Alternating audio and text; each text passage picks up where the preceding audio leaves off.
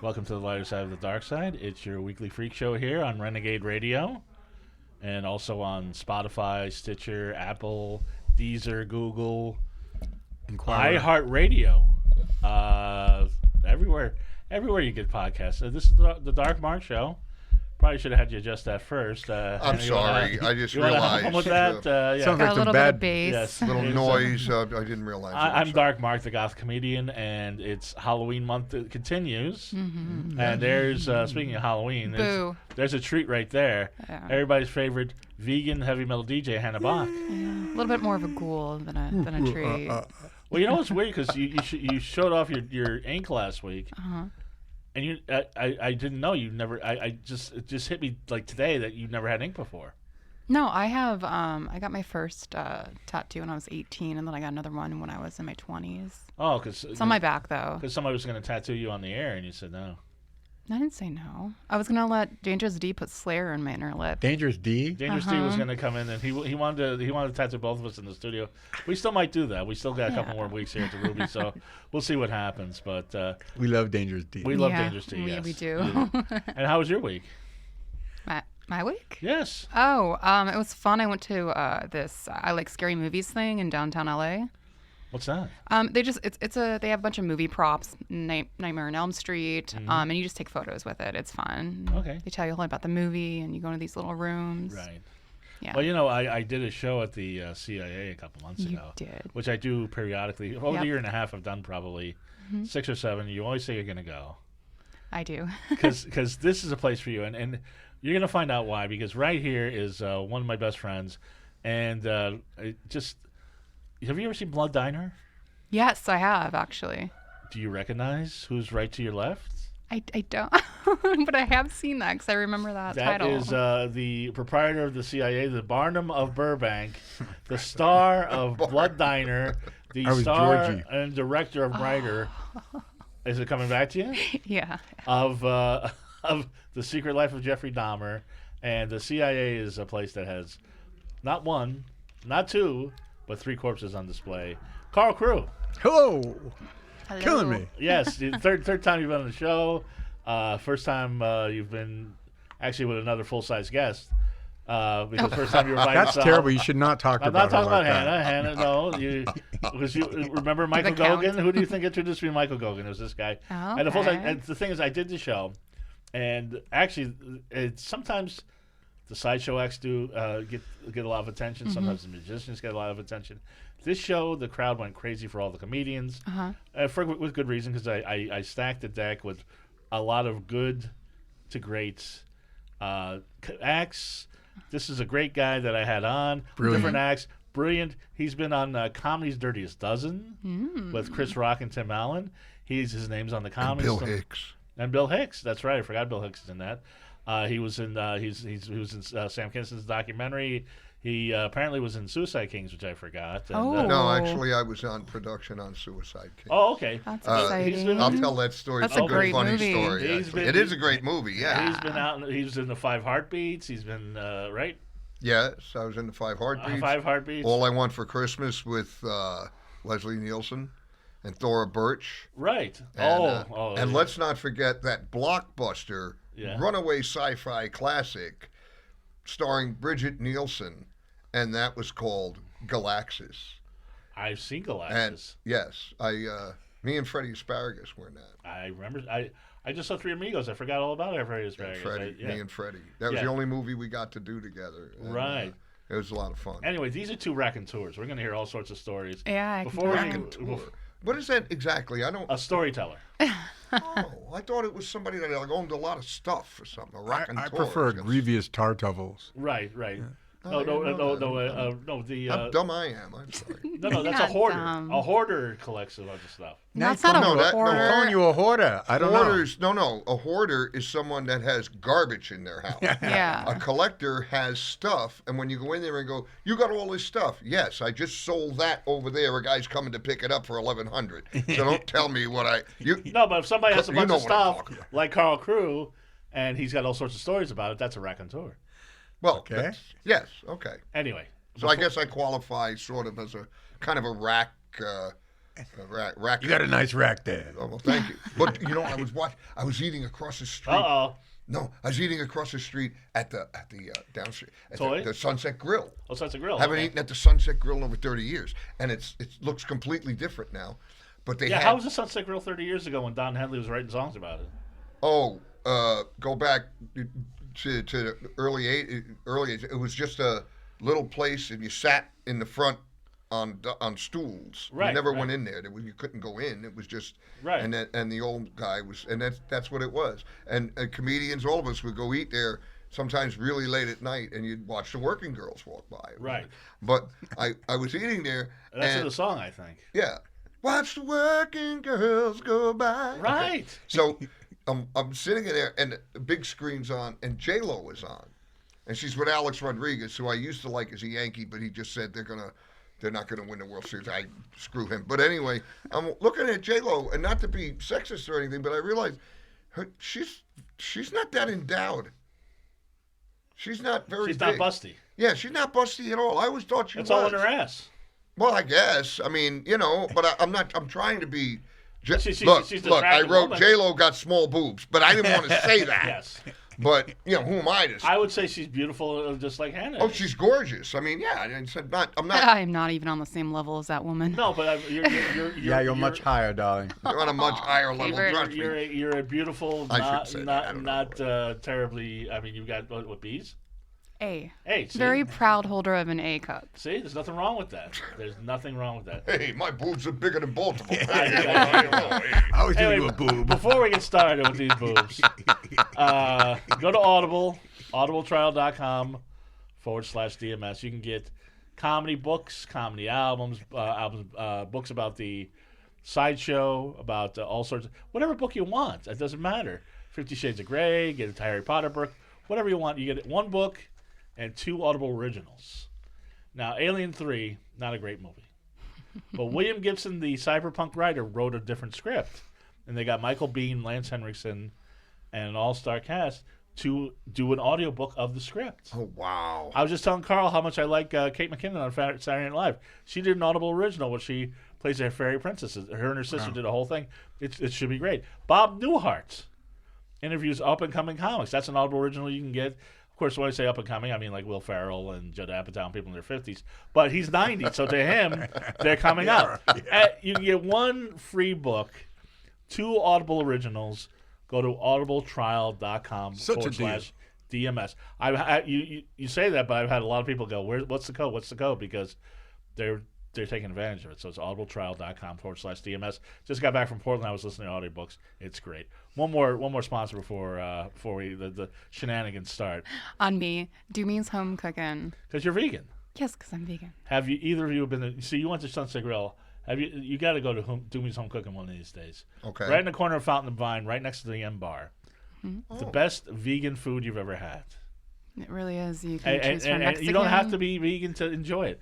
If you like Philly cheesesteaks, you like pulled pork sandwiches, you like Big Macs. They have that on the secret menu. The old, there was a place on 3rd Avenue 100 years ago called, I can't remember what it was. It was a Sikh restaurant. It was all vegan. Right. Oh, wow. And it was really good. I can't remember the name of it, but the Golden Temple. Yes, Right. the Golden Temple. Oh. Yes, and Ron Baer worked there. Ron Baer is the Indian fellow that's in Down and Out in Beverly Hills when they're all at the table. The big fellow with the beard. I believe he owned it or ran it. But at Doobie's, LA Weekly said their nachos were one of the 10 best nachos in LA, and it doesn't have meat. That's how good it is. 1253 Vine Street. They got one in Culver City, one in Toronto, Canada.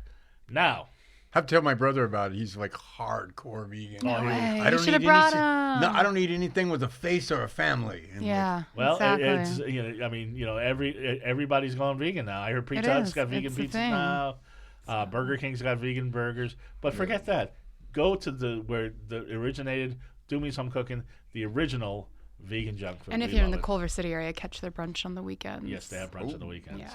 So you've never been to the California Institute of Abnormal Arts? No, I have not. Now, or otherwise known as the CIA, otherwise Actually, now known as we Chinatown don't call East. ourselves the CIA anymore. Right, but you started as the CIA. California Institute of Abnormal Arts. We got nicknamed the CIA. I got tired of answering the phone. CIA. People go, click. Yeah. Right. So now we've reinvented ourselves and we call ourselves Chinatown Circus. Okay, I like Because we that. went all ancient Chinese secret. Right. Well, you've gone through several, and this is. When did you first open? That was 20 years. It's got to be 25 years ago. 25 years ago. 94. 94. Okay, and it was all black then. Yeah, it was. I mean, we didn't have dime one. It was originally. I took the building over to make a distribution company for the movies I had made, and I had like 6 people in there on phones, and it was like this creepy old building, and we got just sucked dry by Ma Bell and UPS. So it was like, okay, this is not going to work. My friend comes over. He goes, "Hey, I want to have an Academy Awards party." I'm like, "Oh, okay." So a week before that, I got all these sets given to me from the home show, Gary Collins. But I had to take them all. So like with a 40-foot low boy, So we just moved them all in. We arranged them all. We had this party, and it was like 300 people. And we're like, oh, okay. So we opened for a year underground with no license, It was just like hardcore art, And we actually, eventually somebody dropped a dime. And there was 300 people there. Yeah. And it was That means they called the cops, Hannah. Yeah, big time. Cops and fire, and it was hilarious. It was epic. Right. And they were walking through, and 300 people stood across the street going, yelling at the cops. I'm like, okay, everyone go home now, yeah.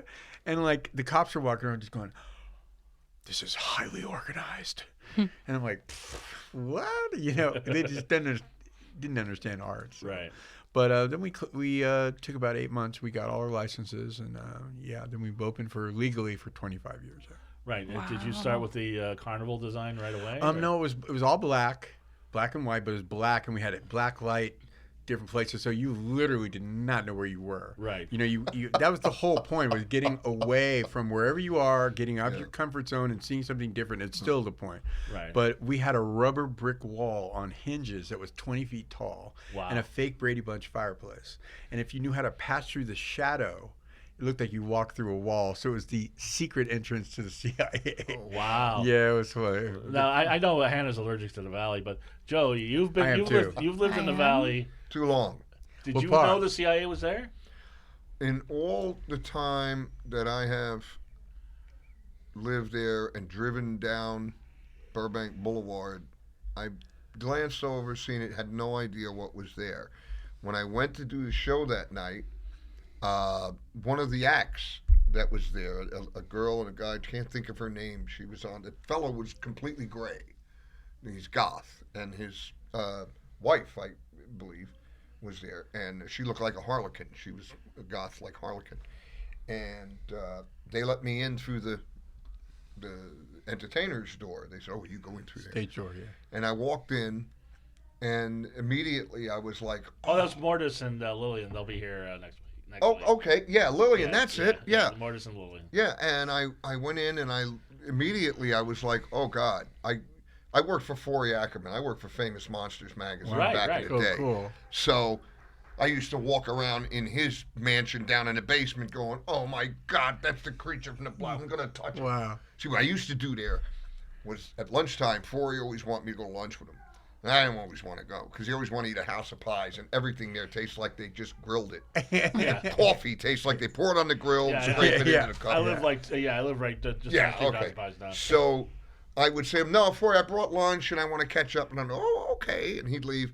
And I'd go into the one room where there was a closet that you'd open up the glass door, and in it were the original hat and cape from London After Midnight, Lon Chaney's makeup box, one of Lugosi's Dracula capes from a play. Wow. Right. So I'd sit there and put the clothes on and eat. Cool. Famous Monsters magazine was like pre-Fangoria. It was like the big... It's the original. It's the original. Yeah, the first. That was like, it started in the 60s? Or 50s? 57, I think. 55 or 56, 57. And it went to like the 80s or 90s, right? It's still around, and it still comes out every few months.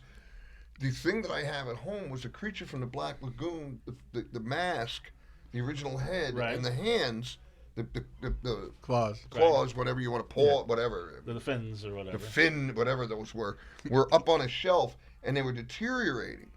And I managed to get a little jar and put some of it pieces in the jar. And I took the jar out the other day, and it's turned into powder. It's like deteriorating. Oh, But I don't know whatever, and nobody will believe me when I go, like I'm hanging around with my friends, and I go, look, this is from the creature. Oh, how did you get that? Yeah. So you take medication for that. Yeah, this isn't the Coke I started with Sam Kinison.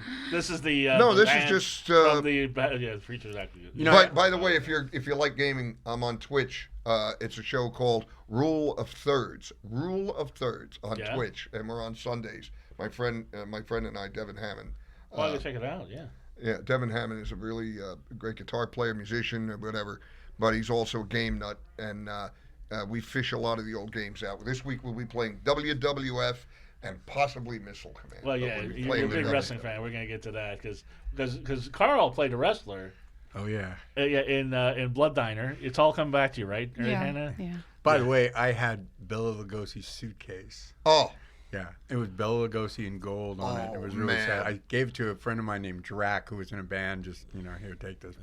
But I grew up. I used to have an antique store in the Haight-Ashbury. I grew up in going to garage sales and flea markets. I used to go to the Sausalito flea market. Mind blowing. Yeah. Big trucks pulling in with all these tins from the 20s, soda tins with the plastic or the wax paper still on it, all yellowed. Like Art Deco was garbage. That was in the 80s. But your family, your lineage is interesting. I know lineage. Because your uncle is the Show me $10. Your uncle is the foremost Bigfoot expert. Oh yeah, I've spent the last 8 months writing the Bigfoot script about my great uncle. I'm still not done with it. I'm about 3/4 of the way through. Have you been interviewed on any other podcasts about Bigfoot? Not yet. Okay. Yeah. I mean, I made friends with. It's an exclusive. Ken Gerhard, who was on Missing in Alaska. Ken and Jax, they came down, and I give a tour, and we ended up on. I have the fake head of Bigfoot, and I say, it's a gaff, but my great uncle, and they freaked out because they knew all about my great uncle, and he with Jerry Crew, he was the first person to take a plaster cast in 1958 on Mount Shasta. And the name Sasquatch changed to Bigfoot with his discovery. It went global. It went global. Did you know Gene Bell from Trancas up owned Trancas in Malibu, the club? Nope. His whole all over the place was nothing but Bigfoot artifacts. Wow, that's so cool. Yeah, he had a footprint. Yeah, I have a copy of Jerry's. It's third pass though, but I've interviewed all these people, everyone that's still alive. My father passed away in 2017, but I had already talked to him about that. He was there, and my other uncle who's still around, Jim Crew and Jerry Crew, my great uncle, were hired by a millionaire from Texas named Tom Slick. This guy, Google him, mind blowing. He was just like into all this great. He hired this guy named Peter Burns to hunt Yeti in the Himalayas. And I got to interview Peter Burns twice so far. He's 90, he lives in the Dalles. He's like the Don Quixote Indiana Jones. I mean, this guy, and he doesn't take any, you have to be very, very succinct when you talk to him. He's very cool. And he told me all these stories. And so, also my Uncle Jim, who was there also, who was hired, he gave me 50 years of yellowed newspaper articles and magazines and everything, and I've gone through all of it. And I'm writing the script of Jerry Crew's life, and he's the only one. Everyone who ever met him said the one word that stood out was integrity. The guy taught Sunday school. He was not a drinker. He could fix anything, and I still, I'm friends with his kids. Wade and Hiram. And it's kind of a collaborative. When I'm finished with the first draft, I'm sending it to all of them so to say anything else they can put in. But just amazing stories. Well, what's the artifact that you've seen that really convinced you? Everything I've seen is kind of, I haven't seen near what you've seen. Well, I saw the fake movie and. Well, all the movies. Like you see, the thing is, this whole script is going to be about taking the truth that's grown into a legend, right, and paring it back down to show the truth. Okay, because the irony is, my uncle never saw them. My great uncle never saw them. Only heard them. They found feces, and they sent it to Berkeley. Okay. And they had it examined, Analyzed, and yeah. what they said was they couldn't figure out what it was from, but it was either from a human or an ape, and because it carried the same type of bacteria that only it's like, but that's nothing compared to all the other artifacts and stuff. I mean, there's just so much. It's unbelievable. The famous film of the Bigfoot Patterson walking. Gimlin film, yes. Is that? That's absolutely real. I thought so, because a human guy could not put that on and walk with that kind of gait.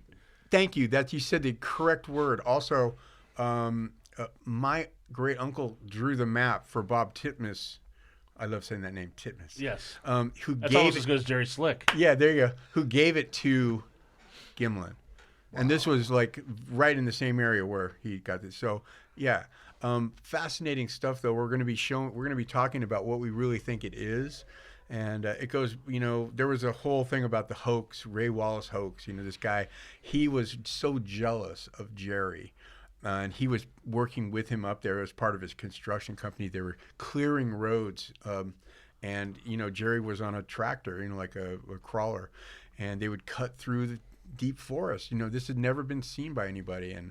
And my father was pouring water on the roads because the dust was this thick. Yeah. And when Ray Wallace had these fake prints made, and he stomped all around him, and and then when he died, this is 10 years after Jerry died, his family came out, we can finally tell the world, Bigfoot is dead. And like Jay Leno, Shep Smith, went worldwide. Yeah, he's dead. It was all Ray Wallace. That was on Art Bell. Well, it's possible no that doubt. Bigfoot is dead. Yeah. We have on... So from what you're talking, there's more than one Bigfoot, though. Of course there is. There has to be different... I was recently on Coast to Coast for a little bit. I called with in Nori, and they kept me. Or you called it? Nori, yeah. With Nori. I called in and they had this kook on there who was talking about, it's the Bigfoots, it's the aliens and blah, blah, blah. And he kept me in. I go, they knew who I was. And I said, it sounded like I was listening to L. Ron Hubbard there for a second. I think I was listening that night. Oh, really? Yeah. I have to wait till the first 20 minutes of George Nori is the "We love Donald Trump and everyone who doesn't is a scumbag." And when you get after that, I tune in about 10:30 because then he gets off his Donald Trump bullshit. Right. And I was on the show like 9 days before 9/11. Oh wow! I was on talking about. What were you on about? I was on Ian Punnett. A week before that, they were talking about the Atuk script. The cursed Atuk. And a guy calls up and goes, "I know all about the Atuk script. Sam Kinison looked at it, and the next day he was killed. And John Candy looked at it, and the next day he died." And so I got on and I sent a little email. I said, "Look, I was with Sam. I wrote the it. Atuk script. Yeah. And I wish the Atuk script. Yeah. It didn't. That didn't happen. If you want to vet me, you can check who I am." And I get a phone call. This was on a Saturday night. I get a phone, it was on a Sunday night. I send the thing to Ian Punnett. The next day, I get a phone call from his assistant. Right. "Would you like to do the show?" Right. They vetted me that fast. I was like, wow. So I did the show. I was supposed to be on for an hour. I wound up being on for 2 hours. Wow. We That's talked about Joey. everything. We talked about, he just kept asking me, and I'll tell the true story. My story never changes because I only tell the truth. Right. And for 9 days, it was September 2nd. For 9 days, 1,000 emails, this, that. Wow. 9/11, that's the end of that. Yeah. But it's okay. I mean, God forbid. You think that's connected somehow? Well, I think... Oh, come on. I'm trying to start a conspiracy. Come on. Yeah. But, it's a Joey Gaynor conspiracy. Yeah, it was all my fault. Right. Yeah. Well, let me explain. I told that cab driver to go scratch his ass, and that's what happened. Let me explain to Hannah and our audience.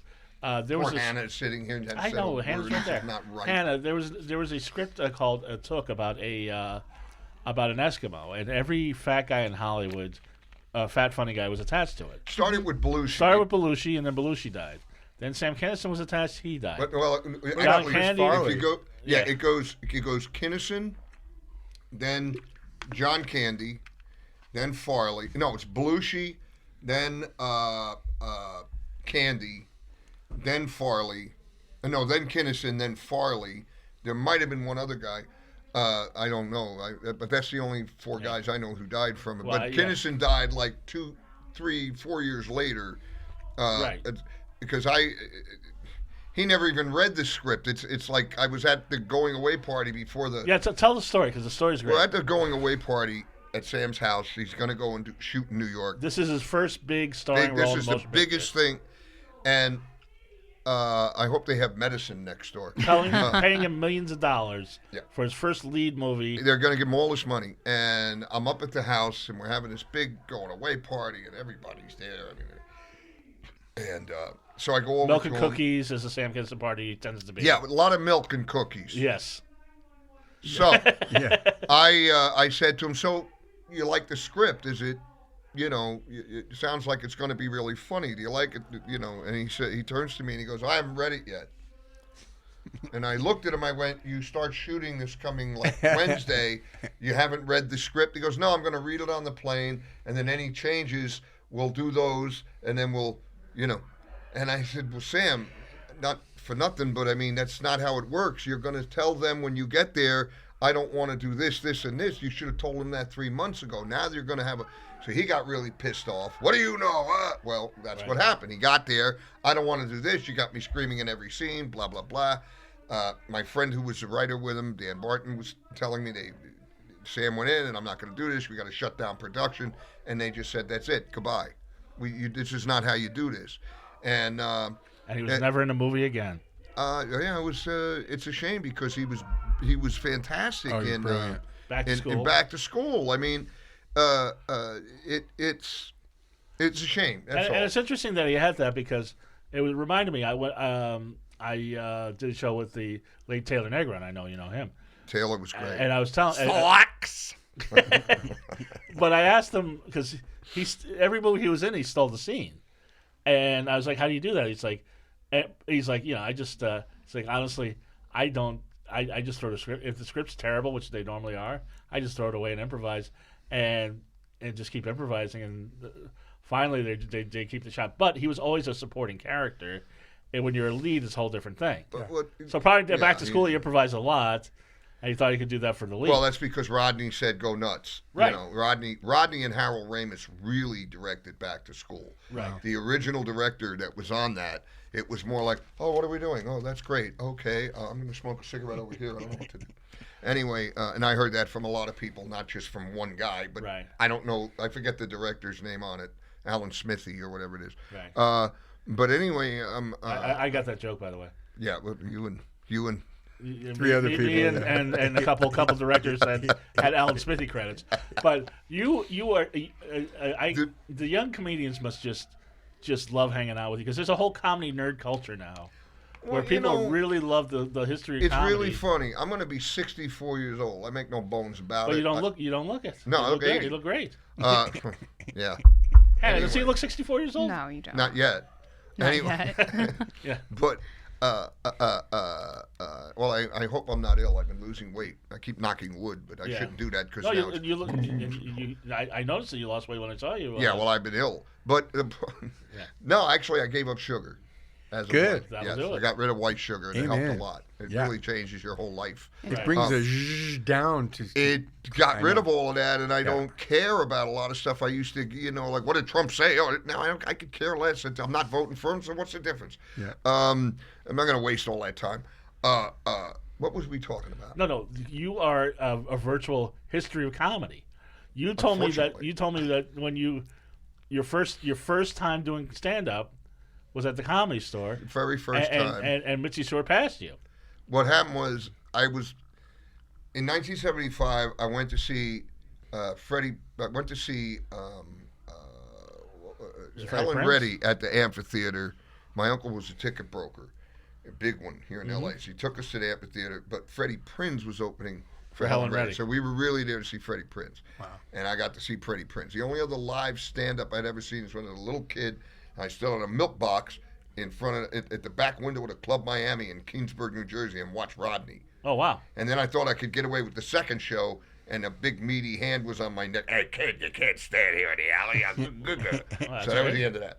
But anyway, I saw Freddie Prinze.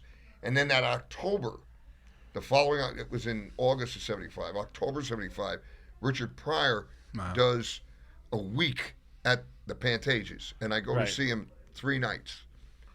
And I'd never seen anything like that. Pryor came out, and this is right after Patty Hearst and everything.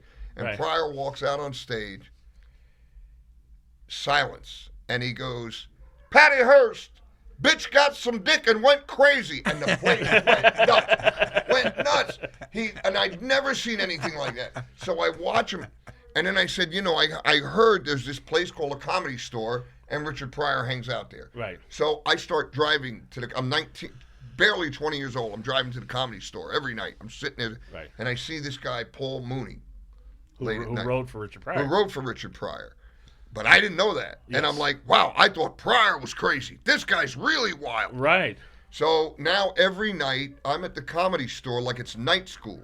And I keep going and going until March of 76.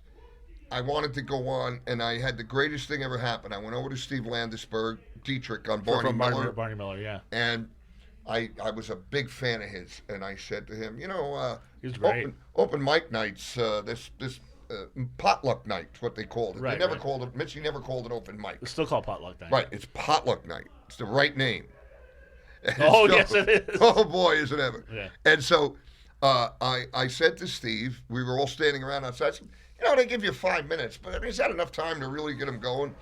And Steve was about 6'2", and I'm 5'8". He just looks down at me and very, very gently says, well, it's a fucking eternity if you're not funny.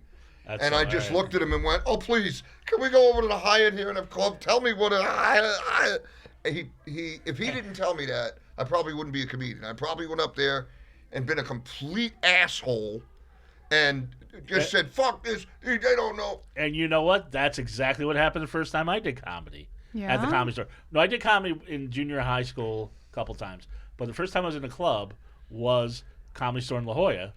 And I had that attitude where I was like, okay, my material's brilliant.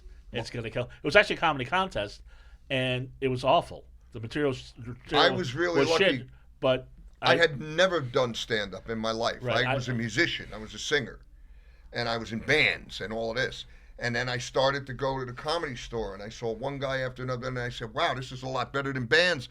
I can deal with the 80 personalities in my head instead of the other 47 I got to deal with 5 other guys. Right. And when he told me that, I went home and I started to write an act. Right. I really tried to write an act and really timed it.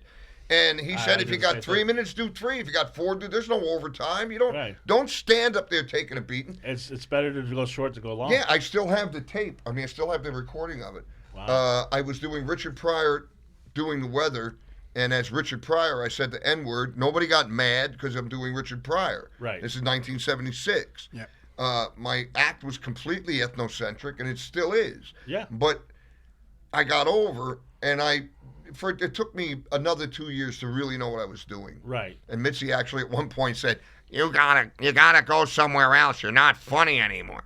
And that killed me. And then I said, I got to go get funny. So I went everywhere else and learned to get funny. So she passed you and then took it away. Right, and took it away. And it was it was the best thing she ever did.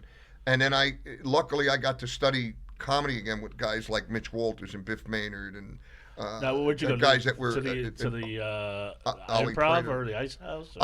I did the Improv and I did the Comedy Store, and Bud began to give me spots, and then in '78 Mitzi started giving me spots, and I got to thank guys like Bob D. Simone, wherever you are. He's around. I just want to give him a shout out because he had a little place on La Cienega called Studio 3, and we could go play there on the weekends. Right. Me, Gary Shandling, this guy Tim Havey that was writing for people. There was a bunch of us, and we would go there on a Friday and Saturday night, and suddenly we're working to Friday and Saturday night crowds. Right. It was a bottle club. They brought their own, But that was that whole summer, and it was just the best. You got to figure out, and we would dress up and go do a real show. So by the time I was going to audition for her again, I was, I knew what I was doing. How was Shandling? Shandling, what was funny? So you saw Shandling, Shandling bomb. Yeah, he would bomb. This is what was really funny. One of the greatest comedians of all time. Yeah, he would come there, and he wanted to do stand up, and we were in our own little clique. I mean, it was me, the late Tim Havey, who wrote for Jackie Vernon and a bunch of people. Very funny guy. Another guy, Mark Goldstein, who's gone now, who was so funny off stage. Right. Then you get on stage and you wonder, what are you doing? But no, great guy. He's my friend. I'm not. There was a bunch. I can't remember everybody. Yeah. Wayne Klein, funny, a big writer. But Gary would go on, and we'd all go outside, and he'd be on to like the last 6 people that were left at the end of the night. I can't even imagine this. And Gary'd be up there, and finally one night he'd say, "Hey guys, he sits and watches us. This is shitty. Let's go." So we'd go in and watch him, and Gary would come off, and he would literally come up and go, "What'd you think of that? Was that funny? I don't know. How's my hair? Was my hair okay?" Oh, great. Always about the hair. Yeah. And then right about the time I started to perform regularly at the store, Gary was starting to get spots at the store because Mitzi said, "You're a writer." Yeah, but I want to do stand-up. And son of a bitch, he was a funny man. He was great. A great, funny man. And to see him go from where we weren't even watching him to like, boom, just because he was always writing for TV shows and everything. My old friend Richard Day wrote for the Gary Shandling Show. Oh, that was which one? Not Larry Sanders, the other one? He wrote for both. Both? Yeah, I believe so. Because the first one on Showtime was great. Yeah. This is the Gary Shandling Show. Yeah. That was the best. That was such a great show. But his stand-up was his stand-up was when I saw it, it was polished. He's the only guy I know who would get away with a dirty joke like, "Yeah, sorry, the other day I was in Baskin Robbins, and the girl said, I said, 'What kind of flavors do you have?' She said, 'Well, we have this one, we have banana chocolate.' And I went, 'Oh, do you have banana in my pants flavor?' And I'm on the floor, man. I mean, that banana in my pants flavor. And I wouldn't be surprised if he really said that to her.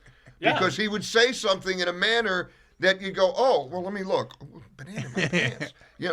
And I got to work with him in La Jolla. I got to work with him a lot. I worked with Gary a bunch, Mission Valley. So you got to see him just go from okay to great. One of the greatest of all time. It was really funny. And then I didn't see him for a long time. Right. And I was at the Ice House. I was running shows at the Ice House. I was doing in the smaller room. Right. And he was doing the thing in the other room, and I went into the dressing room. So I stood in the door of the dressing room, and I'm saying, "Hey, Gary, how you doing?" I was wearing a bowling shirt. And he looks up, and he goes, "Who are you?" He recognized me. And I go, "Oh, I'm the guy who works on your cars." And he goes, and he seriously goes, "Oh, you work on the Porsche or the Audi? Which one do you work on?" And I went, "I don't work on fucking cars, man. It's Joey. How are you?" And he goes, "Oh, I never recognize you." So we sit down, we're talking, and he has 2 other young fellas with him that were, I guess, writers or whatever they were doing with him.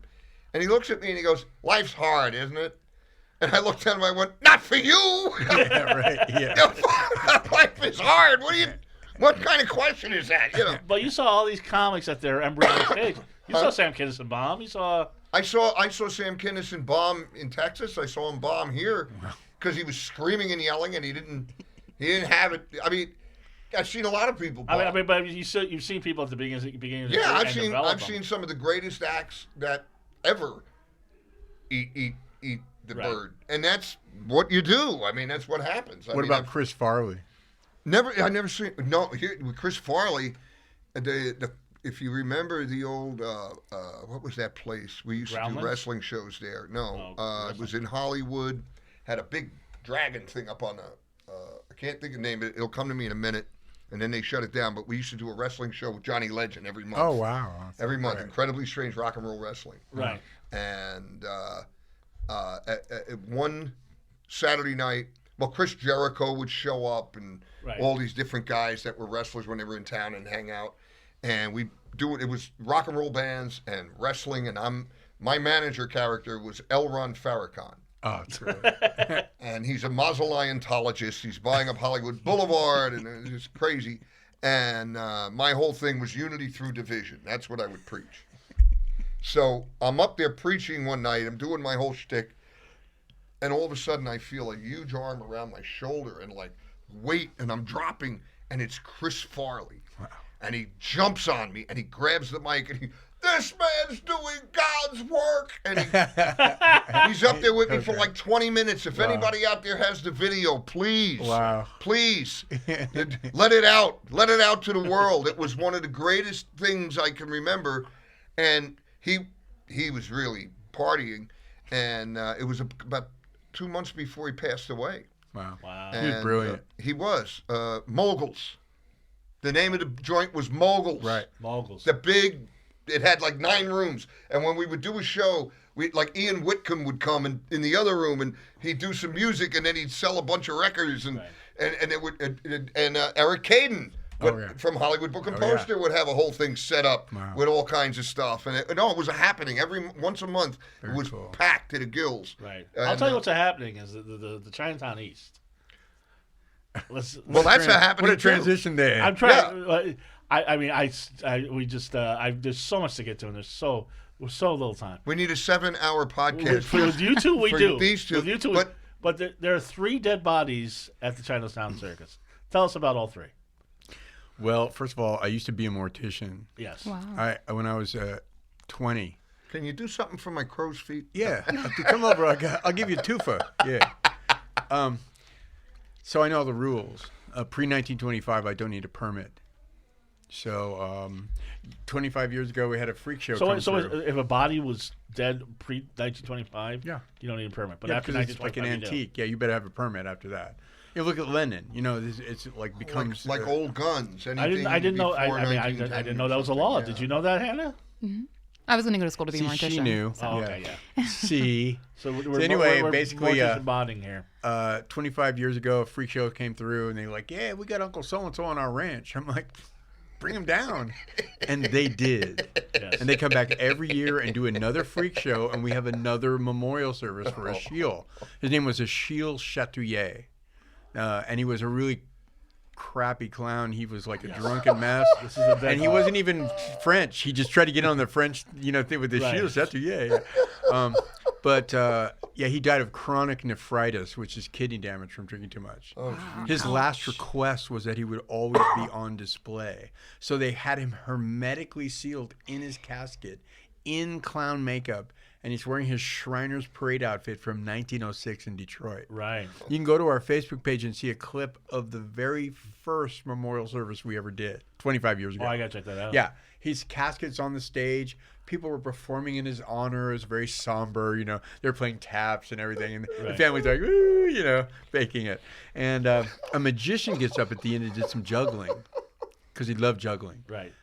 And he did it terribly, but the thought that counts. And then he pulls out a case and sets it on the stage and unzips it, and out jumps a live rabbit.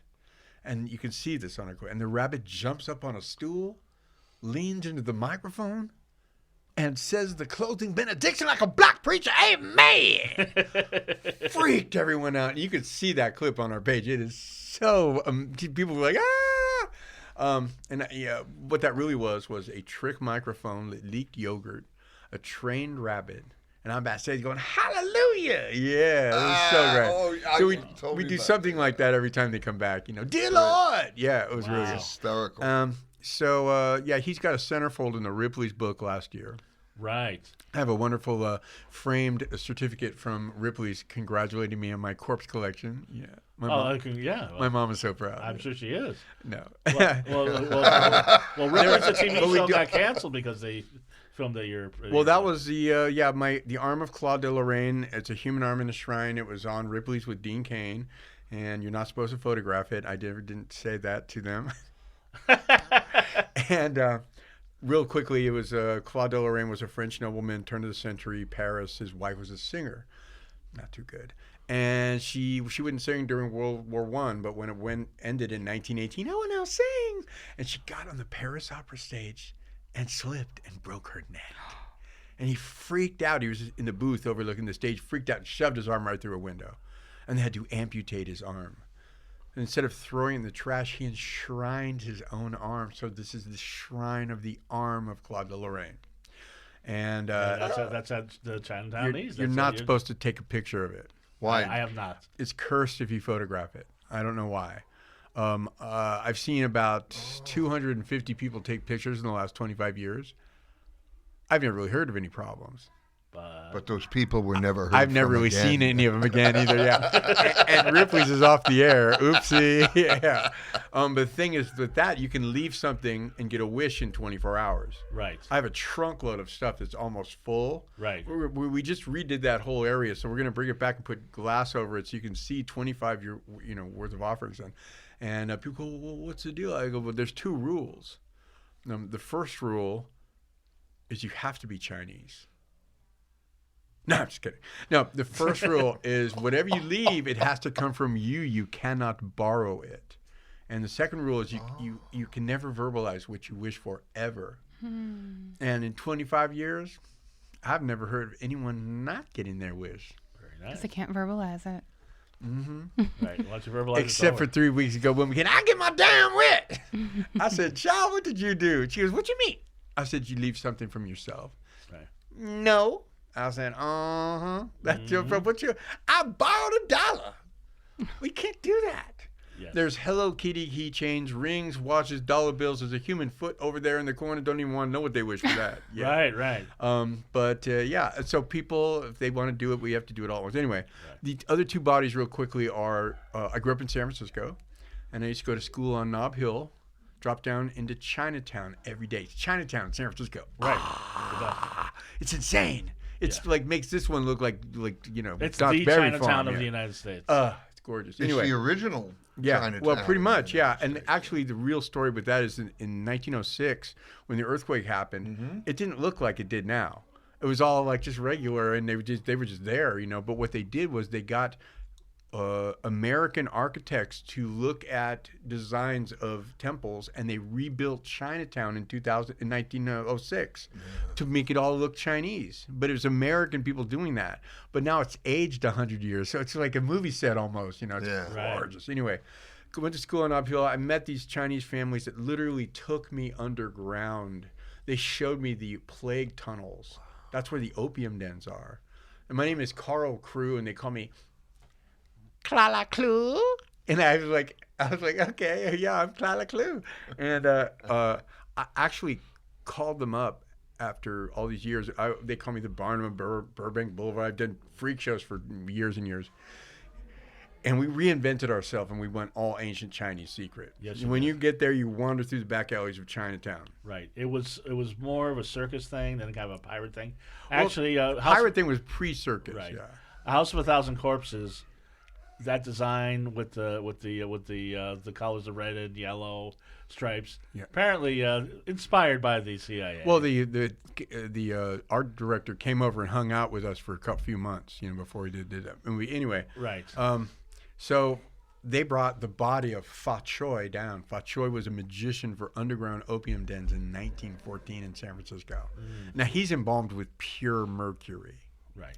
And he looks good and terrible. Right. Yeah, but he's got a grill. He got a grill, baby. Yeah, Nice. and they check. Believe me, they Gangster. come back every few months.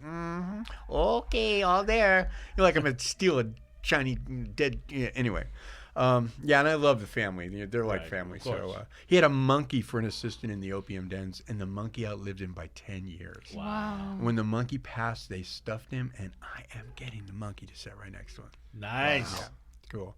And he has a fake hand. He chopped his own hand off in an opium den magic show.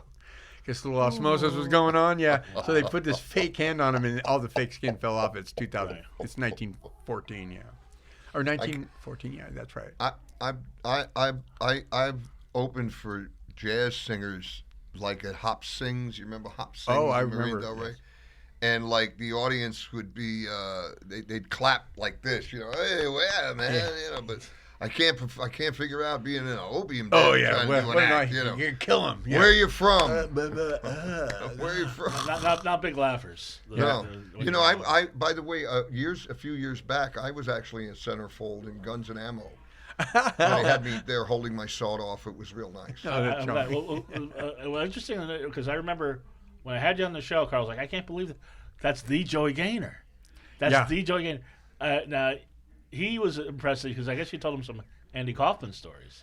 Oh, Andy was my, of all the mentors, all the guys I knew, Andy was the only guy who would say to me, he would call my house, And my mom at the time would answer the phone. I lived with my mom a long time because I took care of her. My mom was always driving. Now, did you meet him at the Comedy Store? Or I would be working at the Comedy Store and drive from Whittier back and forth. I mean, I'm not going to have 2 apartments and pay all this money. No, I understand. But did you meet Andy Kaufman at the Comedy Store? Yeah, I met Andy at the Improv, actually. Improv, okay.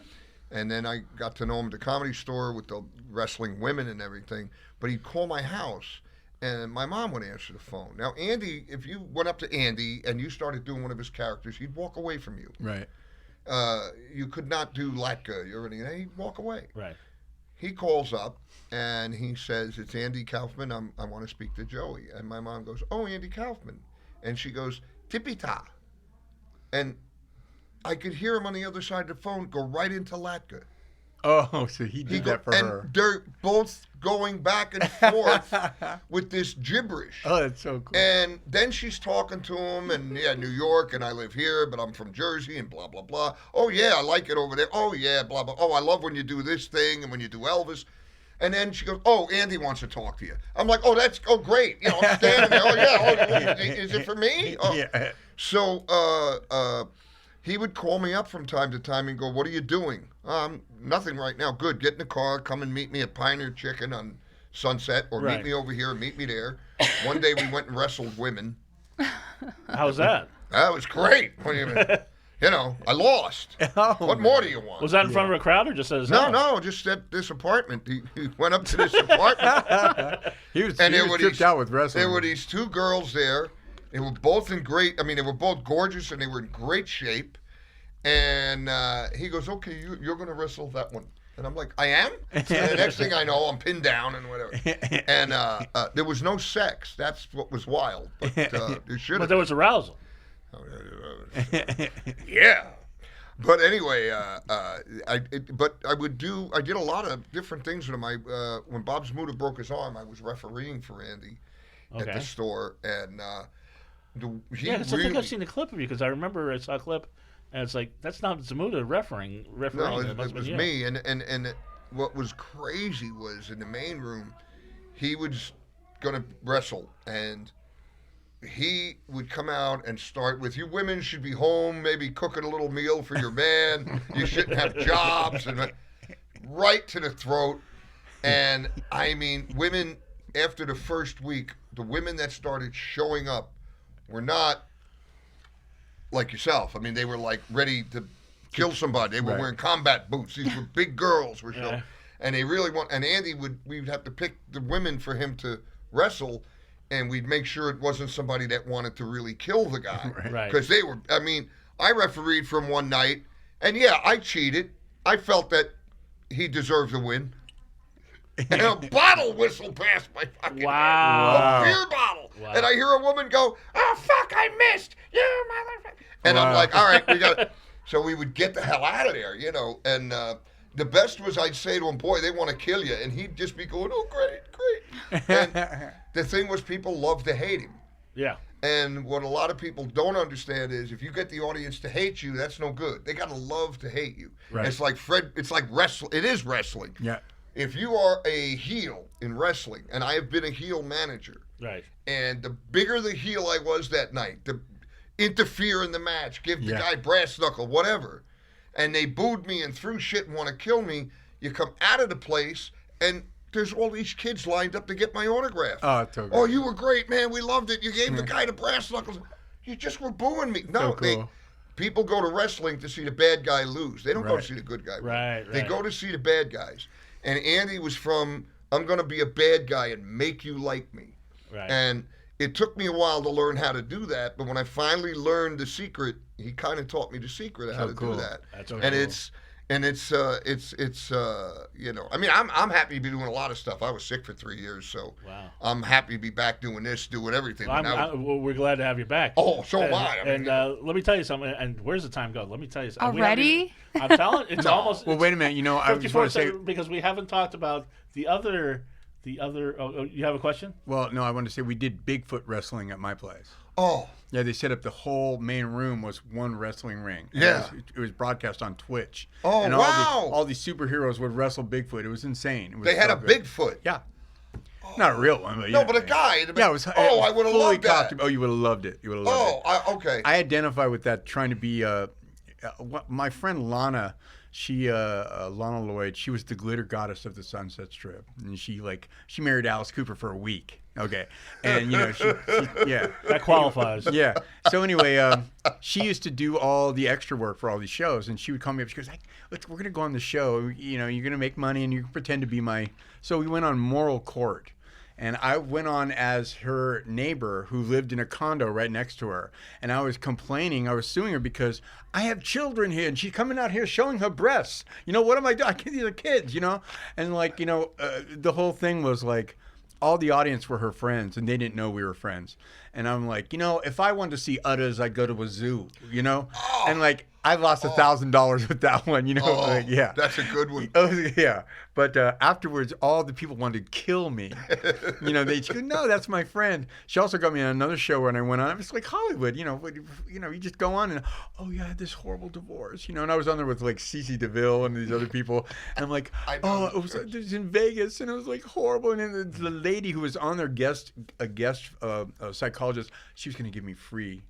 Because I was like, really? Believe me? It's hilarious. By the way, Hannah made her CeCe DeVille face, but... I don't like that guy. Yeah, but... he actually became a Christian. Yeah. Yeah, he came to my club one time, and he was scared to death. Well, wait a second. Now, how about your fans from Blood Diner and The Secret Life of Jeffrey Dahmer? What do you mean? You must have... you have a cult fan base from those movies. I thought I used underarm. No, but especially Blood Diner is one where you're ostensibly the villain, but you're so goofy, you're so likable, and, and Jeffrey Dahmer, it's so. The first movie I ever got on was I had done 17 years of repertory theater. I grew up in a repertory theater group in San Francisco. 17 years since I was a kid, and then I started taking classes to gear towards film, and I moved down here.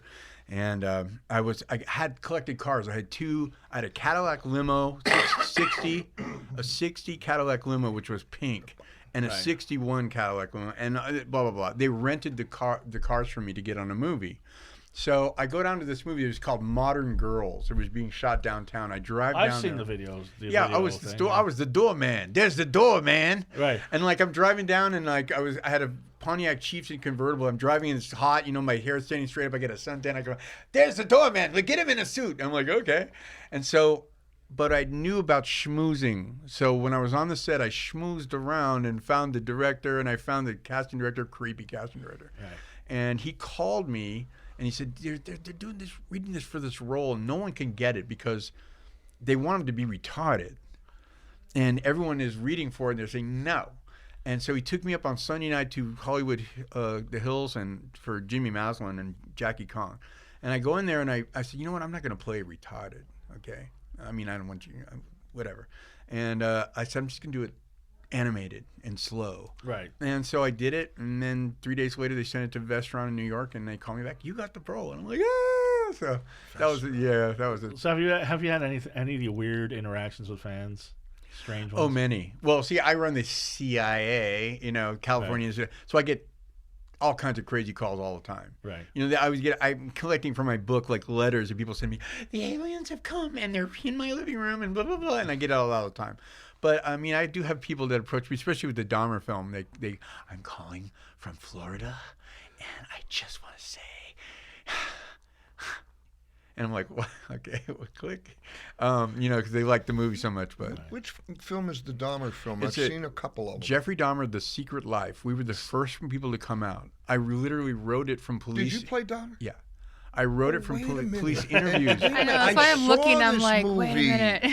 I saw that movie and it creeped me out. And not because, it's supposed to. Right. Because the cops come to the door and they don't do anything and he just continues. I literally wrote it from police when he's a kid. It starts from when he's a kid. Exactly.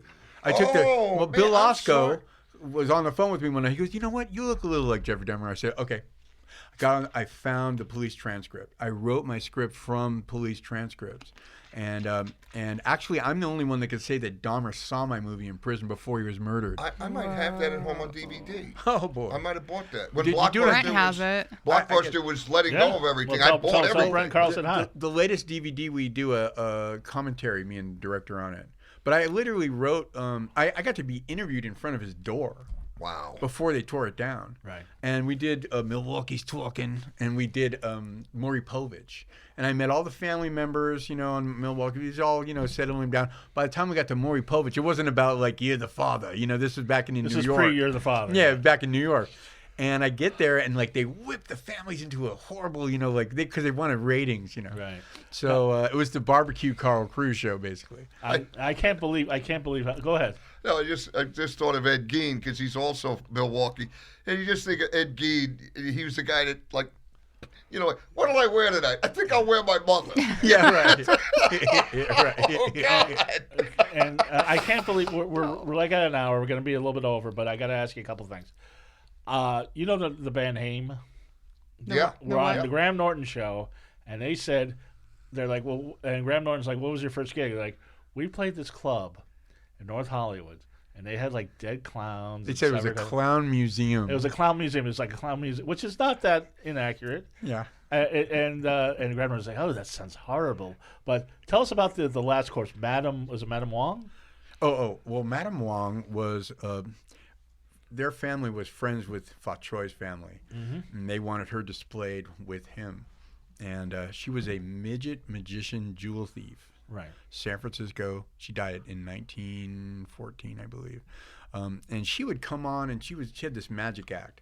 And this was at the Golden Gate Theater in San Francisco. And they had black dragon heads that used to hang in the theater and blow opium smoke on people, get them all stoned. So she'd come out and take your jewelry, She's like, aha.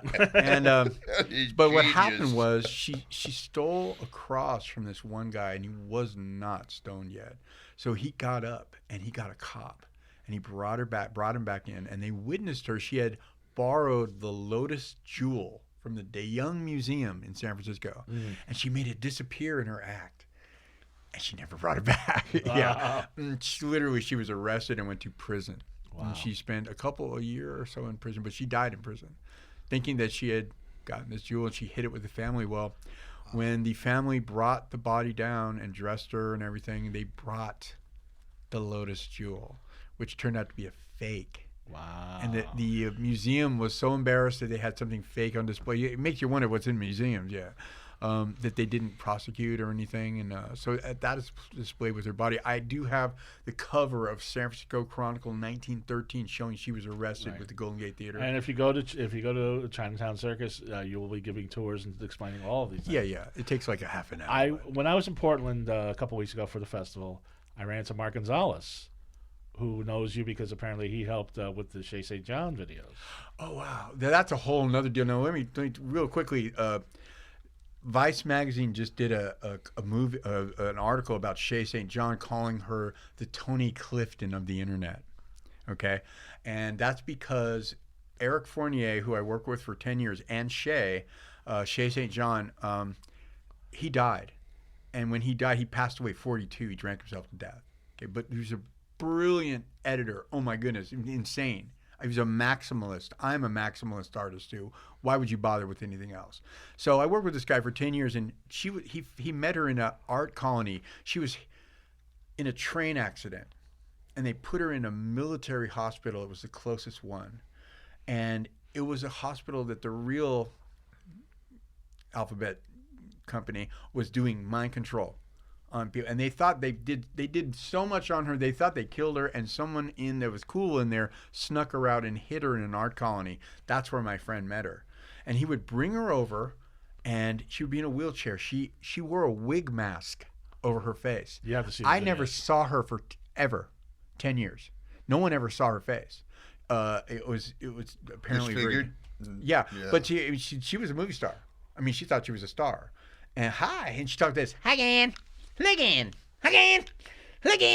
And she collected she had a thing called Save Abused Dolls. Anyway, she was in a wheelchair. She didn't have any arms or legs because they had to be amputated, so she didn't want prosthetics. She used mannequin arms and legs. Okay, I was in horror and roaring with laughter for 10 years. We did a whole video called the Triggers compilation because you'd bring her over, we'd give her some stuff and props and sets, and we'd start rolling camera, and she would trigger.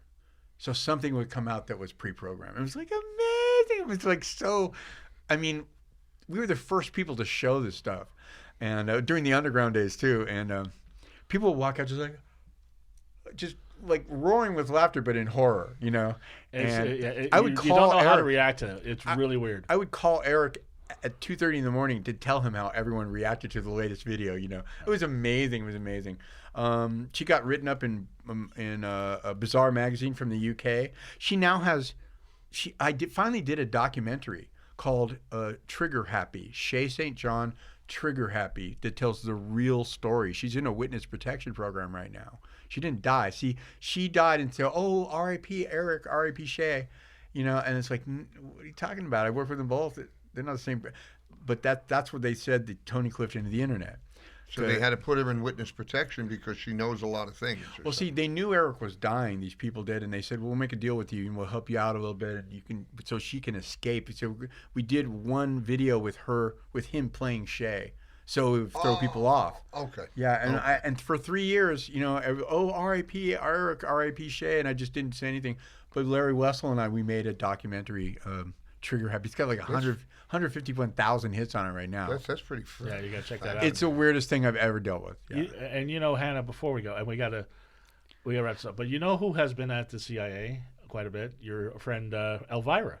Mm-hmm. Yeah, she did a show there. Oh, does Cassandra comes in? I haven't seen her in a long time. Now you know you knew her personally, or? Well, yeah. When I was doing Forey Ackerman's, when I was working for him, he had a 65th birthday party, and I'm doing the invitations. I'm sending everything out, and I'm going down a list, and I'm like, well, you didn't send one to John Zachary in New York. He might fly out.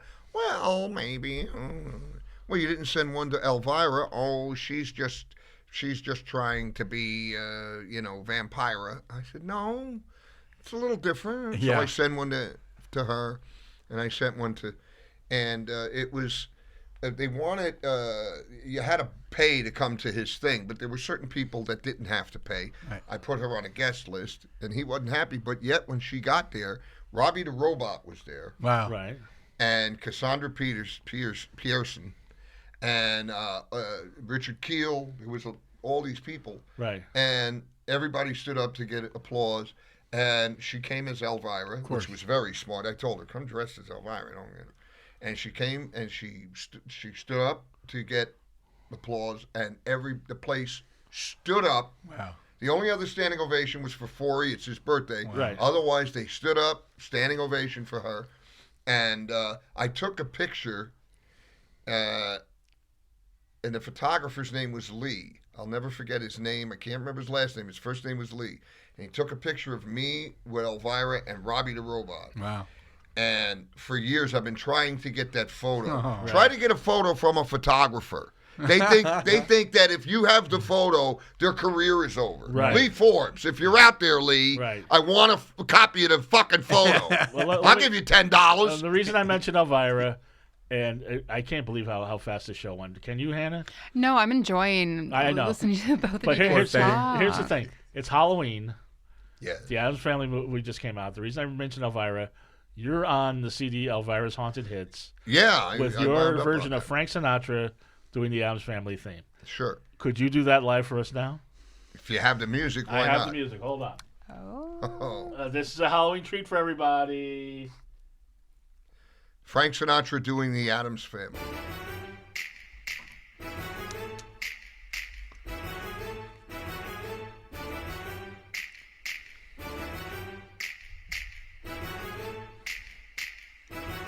Okay. It's a little different. They're creepy and they're kooky. Mysterious. This is different. It's going faster. Double the time and you'll make it. Oh, this is... I'll do it a cappella. Okay, please. A cappella be easy. It's please. The creepy and the kooky, mysterious and spooky. Hey, they're all together ooky. Hey, the Addams Family. Dig. The house, it's a museum. Hey, and when people drop by to see them, hey, they're a riot, they're a doggone scream. The crazy Addams bunch. Hey! Ba-da-da-dun. Meet. Da-da-da-dun. meet. All right. So get a witch's shawl on, or a broomstick that you can crawl on. We're gonna pay an unexpected call on the Addams Family. Woo! Hey, Lurch, put Sammy down. He's with me. That's great. Well, before we get going, Joey, you got a whole thing. This is Joey Gaynor, Gaynor. Tell us what you got going on. Well, you can see me on the Comedy Store channel, Argus Hamilton's Comedy Store tonight. Also, I just did a project there with my good friend Lou Deck called what's the name of it? Give me a second. I'll remember in a second. But anyway, I can and I got the thing on Twitch going on, and there's a whole bunch. I'm doing a one-man show that'll be coming soon. Let us know about that. Yeah, that'll be at Lonnie Chapman. It's Poor Lou's Almanac is the show that's on the Comedy Store channel that we just did. So that should be fun. And I'll be hanging around at the Clown Museum. We're gonna have a Christmas show, and you're definitely gonna be on. Ho ho ho! Right. But enough with the introductions. You three ladies wait in the car. And Carl. The Chinatown Circus is 11334 Burbank Boulevard, North Hollywood, California. But our worldwide audience, if they want to get a taste, how do they get a hold of you, and how do they see what that's all about? Well, you got to go to Facebook, CI Abnormal Arts, one word. We have a CIA page. That's our history page, CI Abnormal Arts. When you go there, it says Chinatown Circus. That's where we post all our pictures and shows and everything. Right. And you can message me directly. Yes, and you've had everybody there from, as I said, they Repo the Genetic Opera. That movie. Mm-hmm. They workshop the play at the CIA, but that's another show. Are these guys raconteurs or what? They're like so interesting. Yes. Wow. And hail Hannah Box 666 on all social media on Instagram, and Goth Comedian on all social media. Everybody, I had a great time. Happy Halloween. Yeah, Not Joey Gaynor on Twitter. Is this the best month of shows or what? It is. We got to have them back. I have more questions. I have questions about Suicide Kings. And, Suicide Kings. Well, we got to go. Everybody have a wonderfully creepy week. Bye.